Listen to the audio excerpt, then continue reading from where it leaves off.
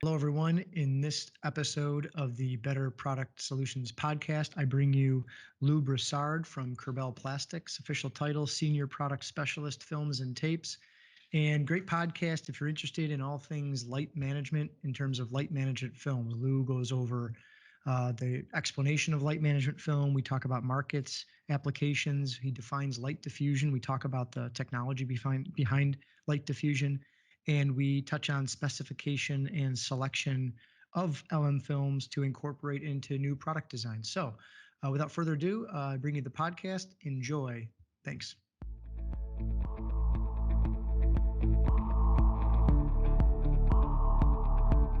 Hello, everyone. Welcome to the next episode of the Better Product Solutions podcast. I'm Steve Davis from TapeCon, your host. And thanks for joining us again. Really happy to have Lou Brossard. I'm going to say his official title, and then Lou's going to get a chance to introduce himself here in a little bit. But Senior Product Specialist, Films and Tapes. He's at Curbell. And it's funny, before we hit the record button, we were talking about fun facts or icebreakery type questions. And I've known Lou for a while, and he just shared something about himself that was not known to me. So Lou, I'll let you kind of talk about your side passion here real quick, and then we'll get into like formal work intros.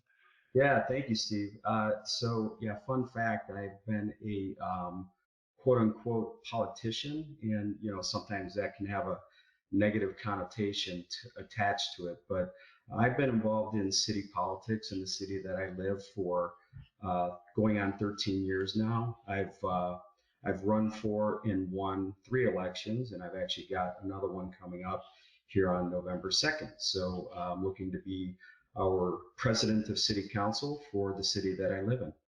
Fun. Nice.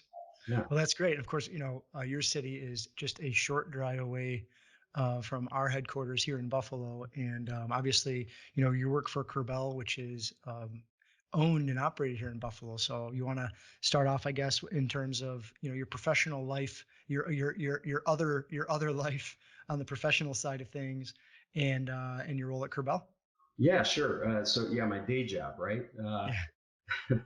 I've got over 25 years combined of plastic distribution and converting experience. I've spent the past 4 years with Curbell, as you mentioned, as the senior product specialist with a focus on films and tapes. I like to joke that, the senior part of my title just means that I've earned every one of these gray hairs on that chin hair there.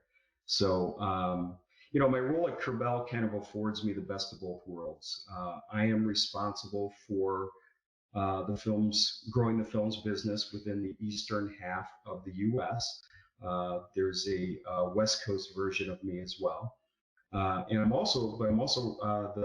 the fun part is that I'm also responsible for educating and bringing product awareness to within the Curbell Plastics organization. So I work with all of the inside and outside staff members at all of our 21 locations. And as you mentioned, Curbell is based in Buffalo. I personally am based in Cleveland, Ohio, but the vast majority of my family are from Buffalo, so it's like a second home to me. Yeah, that's always nice when you drive back to go to the mothership and you've got family close by too. And obviously known Curbell for a while and great company locally. They're active on the sustainability side. They're really active in a Western New York Sustainability Roundtable because we were founding members with them, and just all the philanthropy that they do. So yeah, a lot of respect for the Curbell company, the family ownership here locally. It's all good. It's all good stuff. So I'm glad to hear that intro. And obviously we're going to talk about light management film. Excited to hear more about, I guess, the details of that technology and share that, because at the end of the day, some of the product engineers or technically oriented people that are looking to either improve an existing design or launch something kind of unique, probably are going to be pretty interested to hear about this technology and how it's being deployed. So segue into that a little bit. What is light management film? And Curbell's kind of history in this technology. How would you kind of define light management film? Sure. Let me first start by just kind of giving you the genesis of how Curbell made this commitment to light management films. So, they're manufactured by Covestro Films, which is a lot of people formerly know them as Bear. And so we're committed to making these films commercially available by investing heavily in the stocking and converting of these materials, because not all of the distributors have made that same commitment as we have. So, what is light management film? We call them LM films. This industry has a lot of acronyms, and light management films is the same. So, they're an embossed polycarbonate film that are formulated with, and I'm kind of dumbing it down. I apologize, but they're embossed. They're formulated with a light scattering agent added during the extrusion process. And so these materials act as high performance LED light diffusers that create kind of a smooth and homogeneous illumination on the front sides of backlit parts. That makes sense? Yeah, it does. And especially when I think it's going to drive it home when we get into, which is really my next question, is really driving down the application verticals, that these are really kind of, I mean, I know there's some mature markets for it, but also some potential emerging markets. But can you speak to some of those markets and applications? And then I think the people listening to this will be like, okay, yeah, I I see that in my daily life. You know what I mean? Sure, certainly. So, as far as markets go, I just want to kind of throw a stat out there. So, 5 years ago, fluorescent and incandescent lighting were pretty standard products, but not so much anymore. The lighting market has swiftly moved to LED, and who knows, 5 years from now, it might be 99% of the market. So, some of the markets and applications today for LM films include, but certainly not limited to, automotive, lighting, and fast food. And I can give you kind of an example of each. With automotive, many instrument panels and clusters um, are are made with LM films, and the same with blind spot detection systems. So your side view blind spot detection systems utilize an LM film component to it. And when you talk about lighting, really you boil it down to simplest terms: commercial light fixtures, right? So, and then I threw in here fast food. So a lot of the fast food retail chains have backlit menu boards that have graphic overlays on top of them. So it's kind of the same thing. Some of them are utilizing LM films, and we'll kind of get into the why in the next two questions. Yeah. Well, I was, I've been finally got a chance to go on some road trips and stopped at, some of these highway, stops, and there was a McDonald's, and of course, no one's taking orders at the cash register anymore. I don't know if I just don't get out enough and I haven't seen this really coming to that level, but those backlit menu boards, I'm seeing them everywhere. And so I don't know whether or not you have, whether those LM films, I guess that's kind of a side question, are those also in those touchscreen type backlit menu boards? Because there's the backlit menu board that you're looking at kind of from afar, then you're going to walk up to the counter and place an order, versus the backlit menu board where you're actually self-serve, placing the order, getting your ticket number, and then food's ready, no close contact with the cashier, and just grab your food and go. Is that similar applications? And I have to imagine there's a lot of growth in that space because of the um, COVID and automation, as there's a labor shortage on some of these service jobs. Yeah, you hit it on the head, and I'm glad that you pointed out the difference between the two menu boards for clarification purposes. So not so much the one that you're standing and looking up at behind the counter where you're being served by an actual body. This would be the self-serve ones, the automated ones. And I really don't know that the larger menu boards that are up top, I don't know that those will ever need to go to an LM film type film, but never say never, right? Yeah, so it's really kind of where it needs to be easy on the eyes, and that, I'll say, closer interaction, just like the blind spot detection, that's right there, and it's eliminating distraction I originally thought that the application was more for the driver, who was driving the car to be able to see the blind spot detection. But it seems like the value proposition is really to the oncoming driver who's kind of passing you, right? So that they aren't distracted as they're driving, distracted at your blind spot detection. Is Right. that right? Or maybe they're both benefiting? I think they're both benefiting, absolutely. And at the end of the day, it's meant to keep both drivers safe, and I think it achieves both. So yeah, I think it definitely benefits both. Mhm. Yeah, it's like in the distraction mitigation business, this light mitigation film. It seems Right. that's what it's doing. It's deadening something that you don't want as profound, right? And you can do it at variety of scale.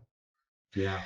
So light diffusion, are we onto that question in terms of markets and applications? Is there anything else on markets and applications before we really start getting into defining, I guess, light diffusion and getting into some of the technology behind it?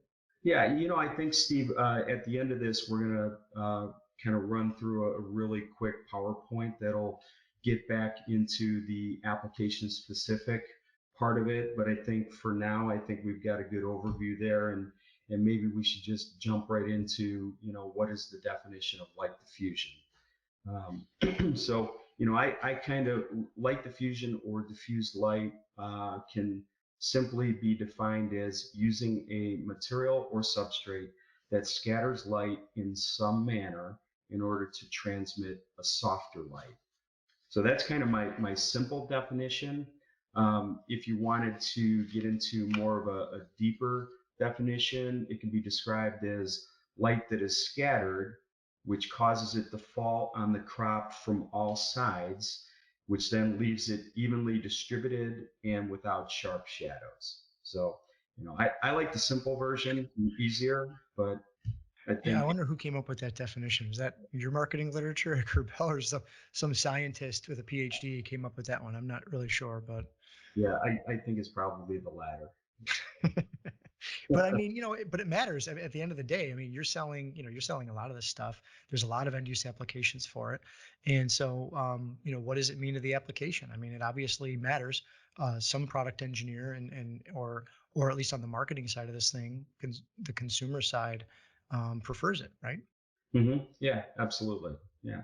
And I want to circle back too. You may have inadvertently invented a new catchphrase when you said distraction mitigation. There So you go. I would start copywriting that. Copyright, yeah, put a little, I guess that would be a trademark first. I don't even know. A Yeah, I don't slogan? Yeah, I don't know. But yeah, know. no, put me on it. That sounds good. Well, at the end of the day, I mean, I think that's really what it is. Yeah, right. No one Yeah, wants to be kind of blinded by the light, I guess. yeah. Ooh, Good. yum. Is there anything else on the light diffusion to the application that is worth talking about? Yeah, I think so. So, one application where you can incorporate light management films into a formerly traditional process would be graphic overlays. So, let's talk about menu boards or just graphic overlays.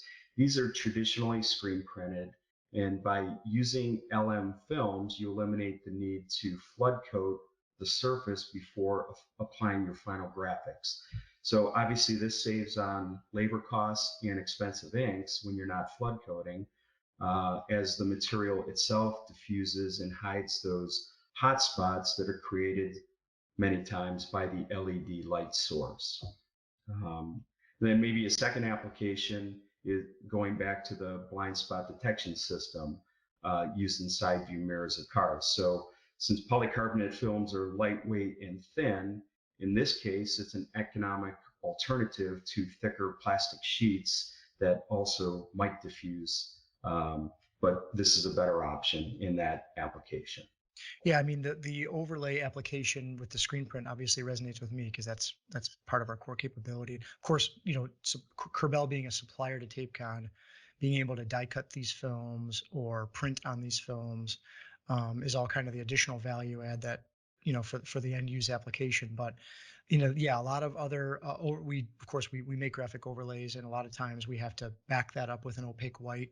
Sometimes we do an opaque white, a black, an opaque white, but all of it's about trying to change the transmission density through the layers. And obviously, you could do it with the material itself too. So Completely respect that comment too. So yeah, it has more function on the cost saving sides, not on the cost saving side of the manufacturability. So I'm glad you made that point. Sure. I'm gonna what else? Do we have anything else on that? Well, really, just I think we wanted to real quick before we go into that PowerPoint, kind of educate any listeners or viewers on how to properly select, light diffusion solutions and specifications when somebody might be developing a new project or product. So, light management films are available in three grades. You can almost view these as, I wanted to say good, better, best, but I really think it's great, better, best. Um, so they're available in three grades, which are LM309, LM905, and LM228. The thickness ranges run from 12 to 20 mil, with 12 mil being the far and away the most common thickness that is available in the material line. And they start out in master rolls that are manufactured in 48-inch wide web widths. But then from there, we can slit and or sheet them down to your processing requirements. Um, and so, just kind of using lighting manufacturers that we talked about previously as an example, they can achieve a desired effect by specifying a particular film grade that has the best balance of hotspot hiding power, i.e. diffusion, and light transmitting capability, i.e. transmission, when placed at a given distance from the LED lamps within a fixture. I know that was kind of a mouthful, but hopefully I painted a good picture there. Yeah, and I mean, any engineer is going to want, technical specifications, samples. Can you speak to maybe, hey, I need a few samples. I want to put these into a prototype. Can you speak to how you get availability for prototype samples or any other kind of technical specifications behind the performance for an engineer? Sure. Yeah. So we have data sheets ready to send out, and then we also have hand samples, which are typically 8-inch by 10-inch, and those are pre-cut and ready to go. And those will usually go out same day upon request. If you need a larger sample for processing, we can probably accommodate that, but it's typically based on our current lead times for converting. So on average, if you need something larger than an 8-inch by 10-inch, we can probably get it to you in 3 to 5 business days. So I guess quick is the short answer. Yeah. In today's supply chain disruption, those are great time frames. you know. Agreed. I totally agree. Okay, I'm going to tee this up. So hopefully this shows up too. This is the first time that I've ever put a presentation on the podcast. So for those listening, sorry, you have to be you have to be on our YouTube channel to actually see the content. So you're just getting the audio if you're listening. But if that worked right, got it kind of teed up here for Lou. So I'd say just kind of I'll drive, and if there's anything specific here, Lou, that you want me to take a stop at or tell me to advance and keep going, this is I good sure, stuff. yeah, I sure will. So, and I'll be quick. This is really more of a summary piece. This 8 to 10 slide PowerPoint, just kind of reviewing what we've already talked about. LED. There's plenty of advantages for using an LED light source. They're bright, reliable, super energy efficient, and low heat. And about the only limitation to them is that they create these LED hotspots. So next slide, please. Yep. There you go. All right. So, that results in pore diffusion. I'm sorry, standard embossed polycarbonate film, non-LM films.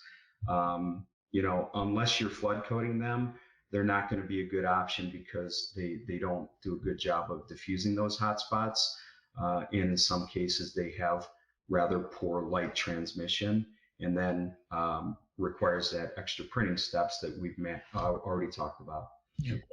Okay. So introducing LM films. So again, during the extrusion process, they introduce these transparent light particles.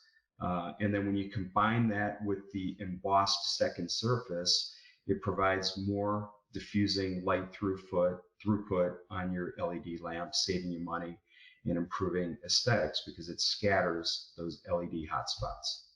Well, that's a key point, right? I mean, you're talking about reducing cost in the design, especially someone doing a luminaire. You're talking less, the need for less light because the film is actually, I'll say, maximizing the energy that's in front of it and not having to throw more LED lamps at it. Is that just kind of reflecting that back? But Yeah, absolutely. Bingo.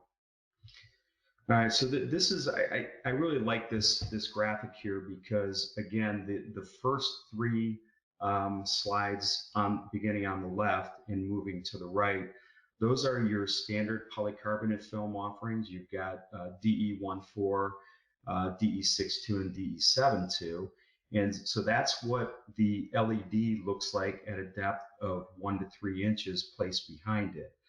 So then moving on, again, I mentioned earlier, it's great, better, best.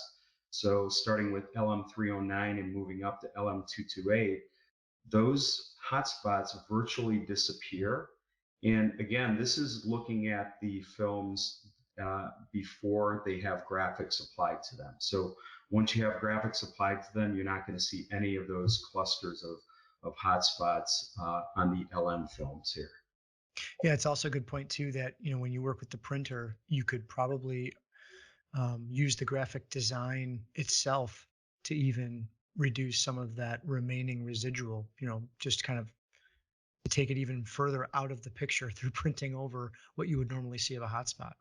Yeah, exactly. And also wanted to point out that, if you look at LM905 in a 20 mil, and then immediately to the right of it, you've got LM228 in a 12 mil, they're virtually the same hiding and diffusing power.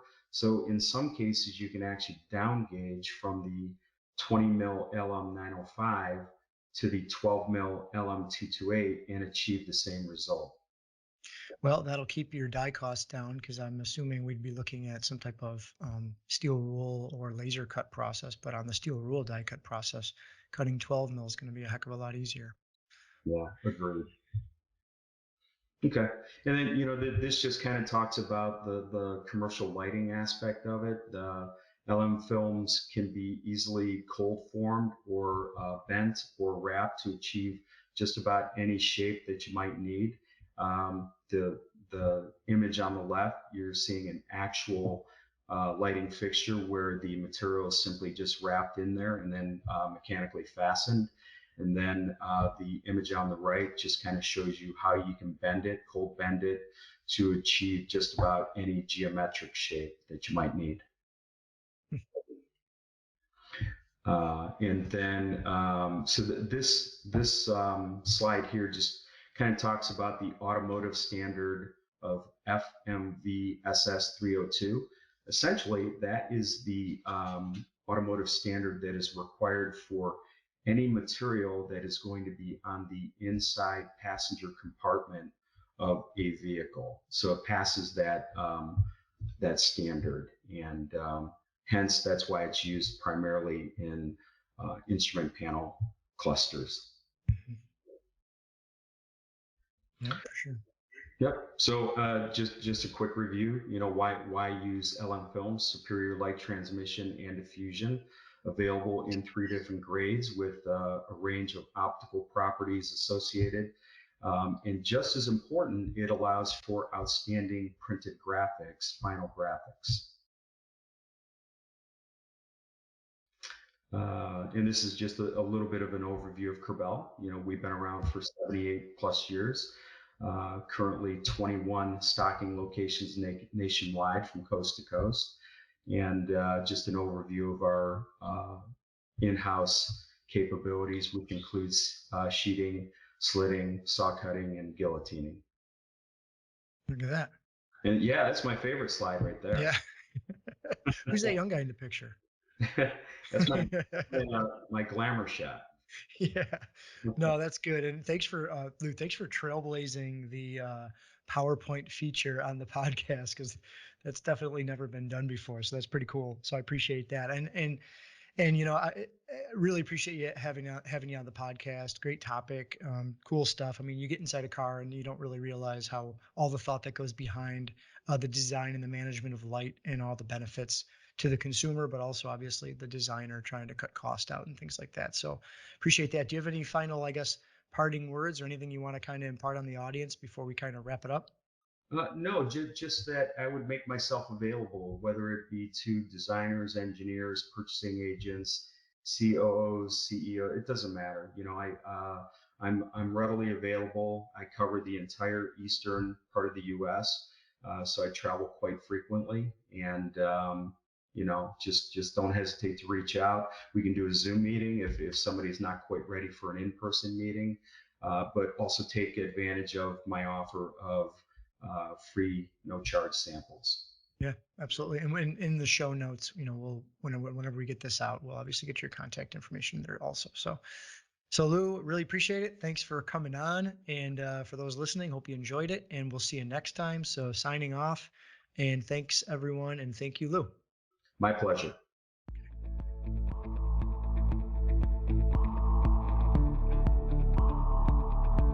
The Better Products Podcast is about educating product teams about new materials and new technologies, all in the custom material converting and printed electronic space to help them design and build better products. So in this podcast, I'm hoping to get wide-ranging conversations with various people throughout the industry and just bring a lot of good content to the table. So if you're interested in learning more about the industry, materials, processes, how to improve products if you're on a product team, or just general know-how of what the heck is going on in this industry, then subscribe to the podcast and get ready for some more really good episodes as I bring in some great guests. Thanks.